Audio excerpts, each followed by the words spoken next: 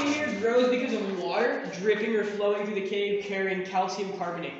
As that water travels through the cave, it releases CO2, and that precipitates it as calcite, which makes up all the formations. If the water drips off the ceiling, it precipitates out a ring of calcite. As the water keeps dripping, that ring extends to someday make one of these. These are called soda straws, or they're also called tubular stalactites. They're hollow on the inside, and then eventually they will clog up, and then after they clog up, the water gets forced to run on the outside of the formation, and they develop this cone shape, like this one above me. These are just called stalactites. They're very common. You can see them all over the ceiling above you guys out here.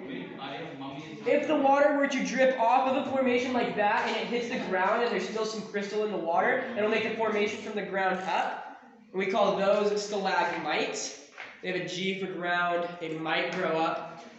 And then occasionally stalactites and stalagmites can even grow together and form what we call a column. Formations do grow very slow in here. They only grow anywhere from about half an inch to an inch every 100 years on average. The fastest growing formations in the cave will grow up to a foot every 100 years, but those are extremely rare. We don't really have many of those in our cave because we are in a very dry area. Below that column is what's called flowstone. Instead of growing from water dripping, it grows from water flowing, so it actually grows a tiny bit faster. It grows about 4 times as fast as some of the stalagmites, so you can see where it grew over them.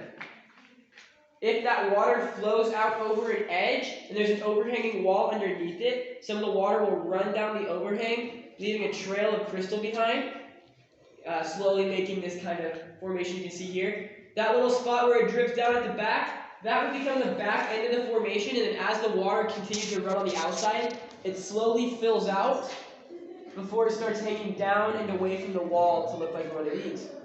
These are called cave drapery or drapolite, or a lot of the times people call them cave bacon, because if they're really old, they'll start developing layers because of the amount of water coming through the cave. The primary mineral in all the formations is called calcite, my bad, but there are trace amounts of other minerals that make all the cool colors that we're seeing in the cave. Pure calcite's a milky white. The other minerals that we see are primarily like iron oxide and little bits of dirt from the surface. Does that have any questions?